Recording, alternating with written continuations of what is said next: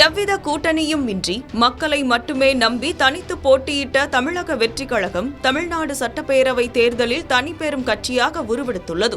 இந்நிலையில் தவேக தலைவர் விஜய் வெற்றிக்கு பின் போட்ட முதல் பதிவில் இந்த மாற்றத்தின் பின்னணியில் நின்ற விர்ச்சுவல் வாரியர்ஸ் எனப்படும் டிஜிட்டல் போர் வீரர்களுக்கு தனது வெற்றியை தெரிவித்திருந்தார். தமிழக அரசியலில் இதுவரை பார்த்திராத ஒரு புதிய மாற்றத்தை இந்த தேர்தல் முடிவுகள் வெளிப்படுத்தியுள்ளன. குறிப்பாக ஒரு அரசியல் கட்சியின் வெற்றிக்கு மேடை பேச்சுக்களை விட ஸ்மார்ட் போன் திரைகளில் ஓடும் ரீல்ஸ் அதிக செல்வாக்கு செலுத்த முடியுமா என்ற கேள்வி அரசியல் ஆய்வாளர்களிடையே பெரும் விவாதத்தை ஏற்படுத்தியுள்ளது. இது குறித்து விரிவாக பார்க்கலாம்.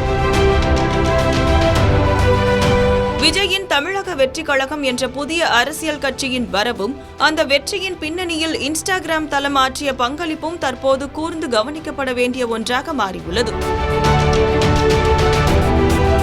வழக்கமான அரசியல் கட்சிகள் இன்றும் போஸ்டர் பிரச்சாரங்களிலும் தெருமுனை கூட்டங்களிலும் கவனம் செலுத்தி வரும் வேளையில் தவேக முற்றிலும் மாறுபட்ட ஒரு பாதையை தேர்ந்தெடுத்தது.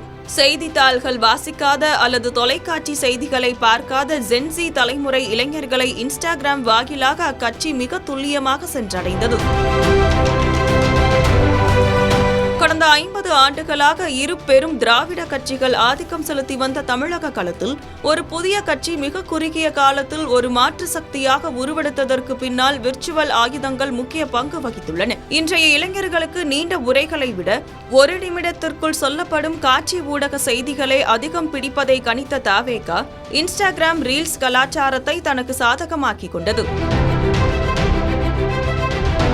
கட்சியின் கொள்கைகள் மற்றும் விஜயின் உரைகள் சுருக்கப்பட்டு ட்ரெண்டிங் மியூசிக் மற்றும் ஸ்லோ மோஷன் காட்சிகளுடன் பகிரப்பட்ட போது அது இளைஞர்கள் மத்தியில் ஒரு தனி வைபை உருவாக்கியது. பெரிய கட்சிகள் இன்ஸ்டாகிராமை வெறும் அறிவிப்பு பலகையாக மட்டுமே பார்த்தபோது தவேகவின் அணுகுமுறை அதற்கு நேர்மாறாக இருந்தது.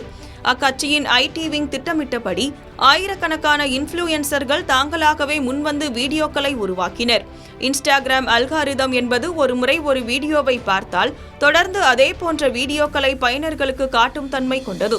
இந்த நுணுக்கத்தை பயன்படுத்தியதன் மூலம் அரசியலில் ஆர்வம் இல்லாத இளைஞர்கள் கூட மெல்ல மெல்ல தொண்டர்களாக மாறினர். இந்த மாற்றத்தை உணர்ந்தே விஜய் தனது அதிகாரப்பூர்வ பதிவில் களத்தில் உழைத்தவர்களுடன் சேர்த்து விர்ச்சுவல் வாரியர்ஸ் என அழைக்கப்படும் டிஜிட்டல் போர் வீரர்களுக்கும் தனது நன்றியை தெரிவித்துள்ளார். சமூக வலைதளங்களில் கிடைக்கும் லைக்ஸ் மற்றும் வியூஸ்கள் ஓட்டுகளாக மாறாது என்ற பழைய பின்பத்தை இத்தேர்தல் முடிவுகள் உடைத்துள்ளன. இளைஞர்கள் தங்கள் வீட்டு பெரியவர்களிடம் மாற்றத்திற்காக பேசியதும் ஓட்டு போடாத சிறுவர்கள் கூட தங்கள் குடும்பத்தினரை விஜய்க்கு வாக்களிக்க தூண்டியதும் இந்த தேர்தலில் வெற்றியை தீர்மானிக்கும் காரணியாக இருந்துள்ளது.